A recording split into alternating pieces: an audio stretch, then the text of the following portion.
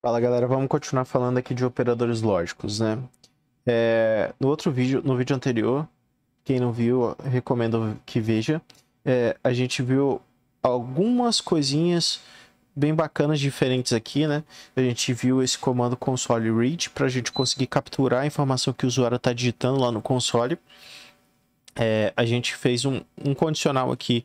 Eu não expliquei o condicional, mas a gente vai ter aulas sobre condicionais. Então eu não vou explicar tudo por enquanto, né? Mas aqui a gente fez uma verificação se o usuário está digitando as informações corretas ou não. E aí eu já utilizei o operador condicional aqui do AND, né? Quais outros operadores condicionais a gente tem, tá? A gente vai ter o OR, né? Ou, né? Eu vou colocar aqui ou. E aqui vai ser o E, né? E aqui o ou, a gente vai usar essas duas barras, né, atravessadas aqui, que eu não sei qual é o nome dessa barra.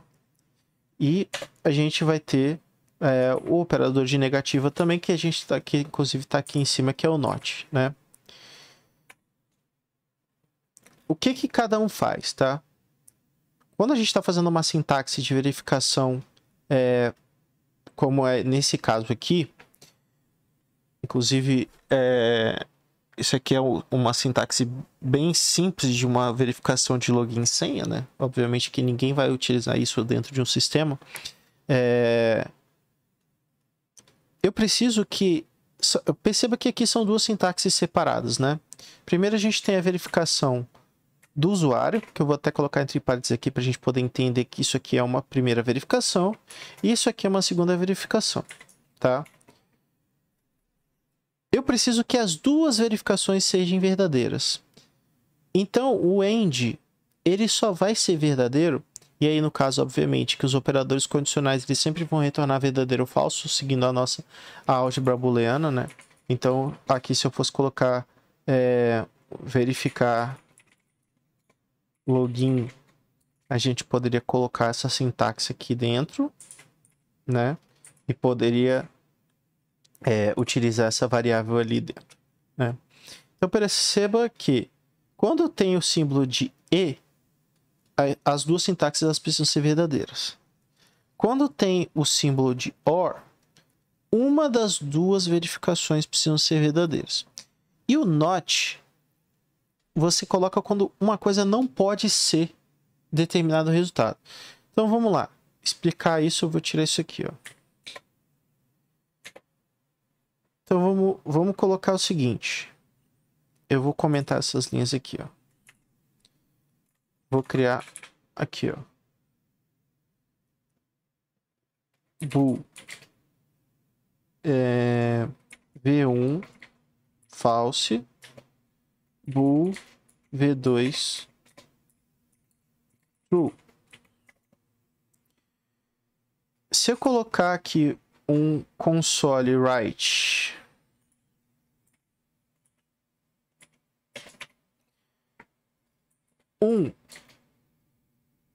e V2 e colocar aqui ou e colocar aqui essas mesmas sintaxes com not, né? Botar aqui na frente e vou colocar aqui embaixo e vou dar play aqui. Perceba aqui o seguinte. Na primeira linha aqui, na linha 34, eu coloquei o seguinte. V1 e V2 precisam ser true. Só que aqui ele me retorna falando false. Por quê? Porque o V1 é falso. Então, quando uma das duas sintaxes aqui é falsa, o E vai retornar falso. Para que retorne verdadeiro, nessa sintaxe aqui da linha 34, os dois valores precisavam ser verdadeiros. Já o ou, né? Como uma das duas variáveis, no caso a V2 é verdadeiro, eu falo, cara, ou a V1 tem que ser verdadeiro, ou a V2 precisa ser verdadeiro. Qualquer uma das duas. O ou tá retornando true. E o not, ele vai inverter o valor booleano.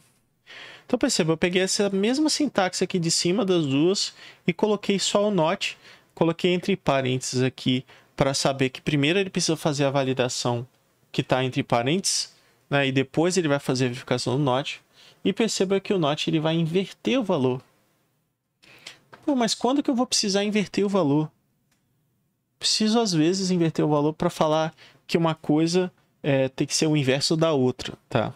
Principalmente verificação, não tenho de cabeça aqui alguma coisa que eu possa dar de exemplo, mas isso acontece eventualmente e você vai precisar do not. Então perceba que a álgebra booleana ela fica um pouco abstrata em alguns cenários, mas é uma fórmula relativamente simples. Se eu colocasse aqui um V3, eu poderia concatenar mais operadores aqui, né? Inclusive, eu posso fazer isso aqui, ó. Eu posso colocar operadores diferentes na mesma sintaxe, né? Então, aqui, no caso, eu estou usando ou e, tá? E aí, vamos lá. Vamos aos resultados. Primeiro resultado, ele falou falso. Por quê? Aqui eu estou usando 2e. Então eu preciso que o V1 seja true, o V2 seja true e o V3 seja true. Só que como o V1 é falso, ele retorna falso. Aqui eu falo, ó, ou o V1 ou o V2 precisa ser true. E o V3 precisa ser true. Aqui, nesse primeiro caso, ele vai dar true porque o V2 é true. E aí o V3 também é true, ele retorna true. Perceba, se eu mexer aqui e trocar o V1, ele já vai mudar a informação. Agora a primeira sintaxe começa a retornar verdadeiro, por quê? Porque todos são verdadeiros. Aqui, no caso da linha 36, ele também está retornando verdadeiro. Só que se eu colocar aqui o V3, por exemplo, falso, ele vai retornar o primeiro falso e o segundo... Por que o segundo veio verdadeiro, né? Vamos lá, vamos raciocinar. V1 e V2, ou V1 ou V2 precisa ser true. É true. E o V3 precisava ser verdadeiro. Por que ele trouxe true aqui em vez de falso, né? Começa a embolar um pouco a mente. Até minha mente aqui tá embolada, tá, galera? Não se preocupa, não. O que aparenta é que primeiro ele fez o V1 e V3 e essa sintaxe deu falso, tá? Porque o V2 é true, o V3 é falso. Essa primeira parte aqui, ela é falsa.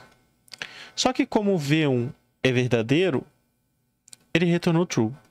Como é que eu poderia fazer aqui para ele conseguir verificar isso direito, na sequência? Eu teria que colocar um parênteses aqui, tá? Então, primeiro ele vai verificar se essa sintaxe aqui vai dar true, e depois ele vai fazer um end, tá? E aí o resultado é que inverteu o valor. Então, além de se preocupar com a sequência, a gente precisa informar para o compilador o que ele precisa processar individualmente primeiro. Perceba que eu coloquei um parênteses ali e o resultado mudou, tá? Então, a gente precisa entender como que o compilador está interpretando essas informações. Sem o parênteses, ele vai processando da direita para a esquerda, né? Pelo que parece. Ele fez primeiro a primeira sintaxe que deu falso, depois ele fez a verdadeira, né? Então ele olhou da direita para a esquerda. Quando a gente está olhando, como a gente naturalmente, no nosso caso, a gente olha da esquerda para a direita, né? Eu precisava informar, cara, não, isso aqui vem primeiro, né? Essa parte do código aqui, ela vai ser processada primeiro do que a segunda parte, para a gente conseguir ter o resultado correto, lógico, do que a gente estava se propondo. E aí perceba o seguinte, que o not aqui, ele tá dando falso também, né? Aqui na linha 39. Por quê? Porque eu preciso também fazer essa mesma coisa que eu fiz ali na parte de cima aqui, né? E aí eu preciso iniciar novamente para conseguir. E agora sim a gente vai ter true da forma correta. Não é uma parte fácil. Eu já tinha falado para vocês que a álgebra booleana é uma das coisas mais complexas que tem na parte de sintaxe. Vai dar um nó na cabeça inicialmente e precisa de treino para se adaptar. Você vai precisar fazer várias vezes, vários exercícios de álgebra booleana para conseguir isso entrar na sua cabeça. Para mim foi muito difícil e acredito para a maioria de vocês também vai ser difícil. Então, não tem outra forma de conseguir entender isso se não treinar. Vai precisar treinar isso incessantemente até que a sua cabeça vai começar a pensar nessas fórmulas de forma automatizada. Hoje, quando eu olho para uma sintaxe dessa, eu não preciso ficar pensando o que ela vai fazer. Automaticamente a minha cabeça já bate o olho e fala, isso aqui vai fazer isso. Eventualmente, obviamente que eu erro. Eu também erro, né? Eu não acerto 100% o código logo de cara. Por isso que a gente está o tempo todo aqui compilando. A gente está o tempo todo dando Ctrl F5, dando F5, por quê? Para que o computador informe para a gente caso esteja alguma coisa digitada errada. Esse processo de debugação, de debugar o código, né? Ele precisa ser feito o tempo todo. Ele precisa ser feito recorrentemente ao longo do processo. Por quê? Porque se você deixar para testar o código, você faz linhas e linhas e linhas, vamos dizer que você digitou 50 linhas de código, e só depois que você digitou isso tudo que você vai testar, pode acontecer vários erros ao longo do caminho. E aí você vai ter que ficar ajustando. Então, eu sempre recomendo que faz um trecho pequeno de código, testa. À medida que você for ganhando de experiência, aí sim você pode criar códigos mais complexos e testar posteriormente. As boas práticas do mercado, ele envolve vários tipos de testes do código ao longo do processo de forma automatizada. Por quê?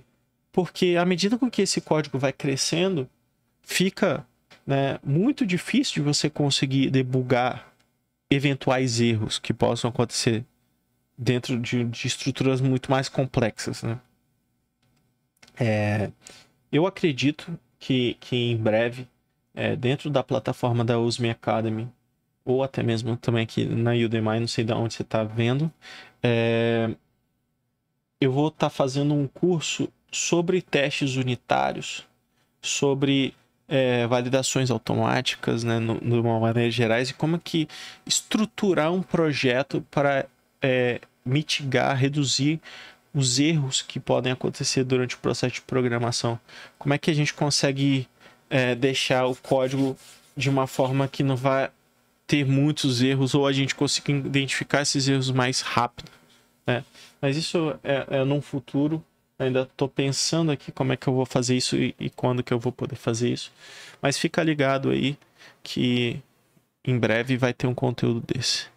E aí, eu sei que assim, é impossível eu conseguir passar esse conteúdo em 3, 4 aulas e isso ficar fixo na cabeça de vocês. Por isso que eu de novo vou reforçar. Estude. Comece a fazer exercícios. Comece a pegar prática disso para você conseguir ter um entendimento pleno. Isso vai demorar um pouco, não é tão rápido assim, mas com o tempo você vai conseguir olhar para esses códigos e ter menos resistência visual para a compreensão dessas informações. E aí vou continuar falando, entrando no tema de condicionais, para a gente começar a fazer brincadeiras um pouco mais legais aqui também, dentro desses códigos e não ficar tão abstrato, né? A gente vê na próxima, valeu!